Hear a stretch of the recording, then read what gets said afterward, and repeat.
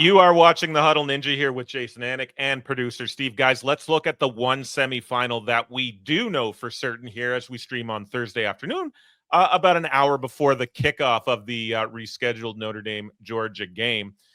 There you see the Ohio State, 5.5-point favorites. Total of 53.5. I was kind of surprised by that line, but maybe I just don't give the Buckeyes enough credit. Has to be said, like Jason mentioned, the Buckeyes now the faves to win the Natty, plus 110 at FanDuel earlier today. Last time these two teams played was 2009, Steve McLean. Colt McCoy leading the Longhorns to the win.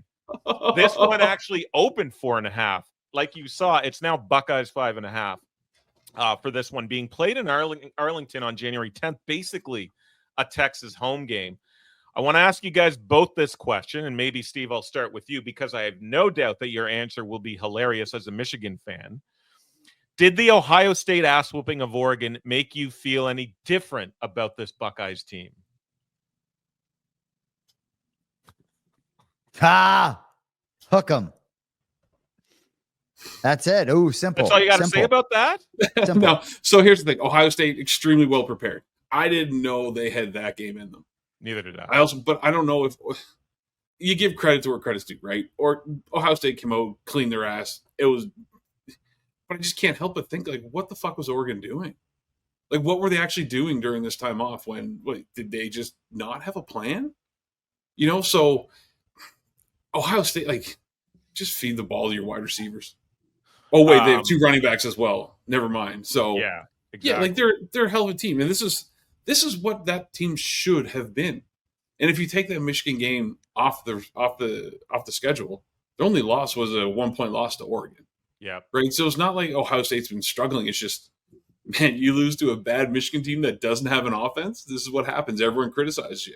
But hey, if you're an Ohio State backer, you've been getting all the prices you've wanted to get since then, right? So, true. And you stomp Tennessee, right? You stomp Oregon, and a little recency bias. It's inevitable the handicappers are going to lean into that. I'm seeing it 6.5 at BetMGM. I don't like that. If it hit 7, can I have Texas plus a touchdown, please? I may start to look at that money line. I was seeing that at plus 180, but Texas was unable to deliver that knockout blow against Arizona State. We talked about that earlier. Had they been able to, I think this line would be different.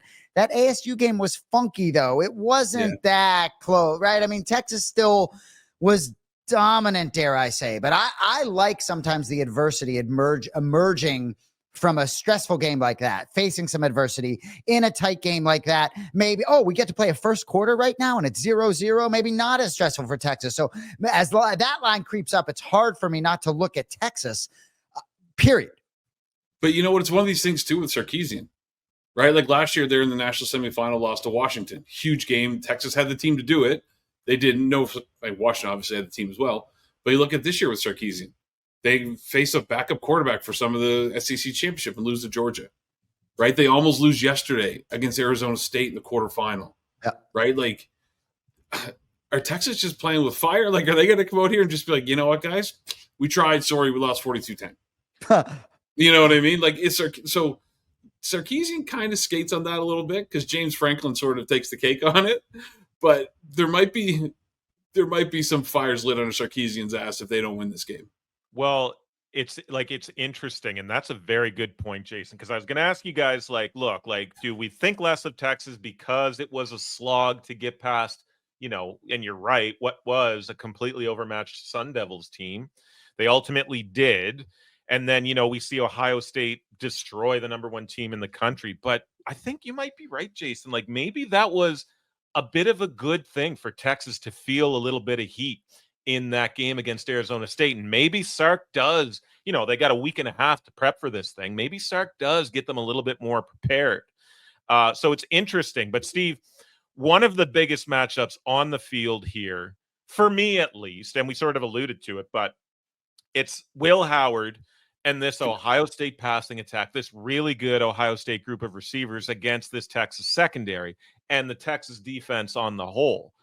Does Texas, Steve, have what it takes to slow this Ohio State passing attack down? This is a great group of receivers. If it's not Smith, it's Igbuka. If it's not Igbuka, it's Carnell Tate, although he's been super quiet in the playoffs so far. But can Texas, Steve, cool down this Will Howard passing attack? He's mentioned how quiet Tate is. Would it surprise you if Tate came out with 5 for 125 in the first half, next game in a touchdown? Right? Like Chip Kelly and Ryan Day have this thing figured out. I don't know if they can really slow them down. It comes down to the pass rush. Like it's real simple, right? If Texas can get there and get him and just rattle Howard a bit, right? Because it comes down to Howard. Like the receivers are going to be great. The receivers are going to be open. The receivers are going to do those high elite receiver things that receivers do. But you got to get the Will Howard. And you got to fuck with Will Howard, make him uncomfortable. And if you do that, okay, now you're changing the game.